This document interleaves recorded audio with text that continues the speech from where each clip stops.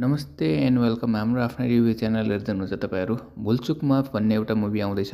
साधारणतया कमेडी फिल्मको प्लट एउटा यस्तो प्लट हुन्छ जुन दर्शकहरूलाई निकै रिलेटेबल लाग्छ। यो फिल्मको ट्रेलरमा एउटा विवाह देखाइएको छ, तर विवाहको डेट्स भन्दा पहिला यति धेरै हल्दीको डेट्सहरू आउँछ कि रिपिट एन्ड रिपिट, जसको चक्करमा राजकुमार राव नराम्रो तरिकाले फसेका छन्। यो फिल्मको ट्रेलर हेरिसकेपछि हामीले दुईटा कुरा बुझ्न सकिन्छ। पहिलो त यो कि हामीले धेरै दिनपछि एउटा राम्रो कमेडी मुभी हेर्न पाउनेछौँ, र अर्को राजकुमार रावले फेरि एकपटक आफ्नो एक्टिङ स्किल प्रुभ गर्दै गरेको देखिनेछन्।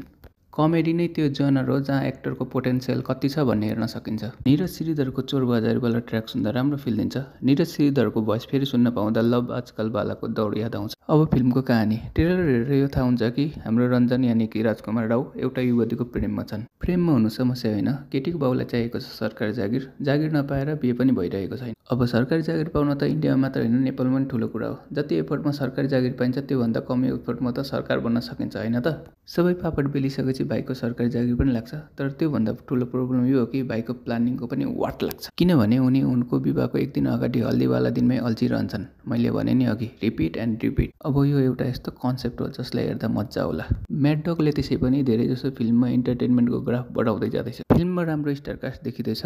राजकुमार रावसँग वामिका गब्बी र सपोर्टिङ कास्टमा सञ्जय मिश्रासँग राजेश शर्मा पनि राम्रो कम्बिनेसन हो। फिल्मको कन्सेप्ट पनि एकदमै सिम्पल छ कि आफ्नो सबै भुलचुकको माफी अहिले नै माग, नत्र फसेरै रहनेछौ। त्यसैले भन्दैछु, हाम्रो च्यानल सब्सक्राइब नगरेर भिडियो हेर्नेहरू अहिले नै सरी भनिदिनु। अब प्रश्न यो छ कि रञ्जनसँग त्यस्तो कुन गल्ती भयो जसले गर्दा एउटै दिनमा अल्झिरहेका छन्? त्यो कुन भुल हो जसले गर्दा उनको लन्डन अनि लसुन लगाइदियो? सरी बुझ्नेले बुझिसक्नु होला के लाग्यो भनेर। कुनै पञ्च लाइन पनि राम्रो छ, जस्तै मतलब पापा जी ऐसे हाथ लगाएंगे तो कानून हाथ में आ जाएगा ना सर के सामने।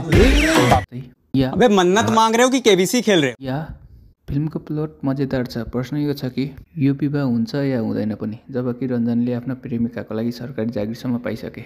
तर पनि विवाह हुन पाएन भने दोस्त मनको गहिराईबाट यो आवाज आउँछ कि तुमसे ना हो पाएगा।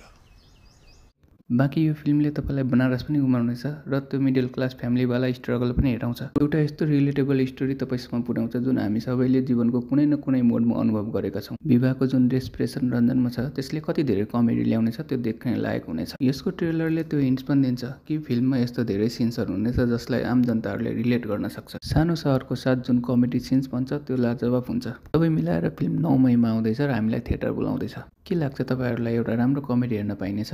ट्रेलर हेरेर तपाईँहरूको के रिएक्सन आयो कमेन्ट गर्नुहोला। साथै भिडियोलाई लाइक र जानुभन्दा अगाडि च्यानललाई सब्सक्राइब गरेर जानुहोला। धन्यवाद।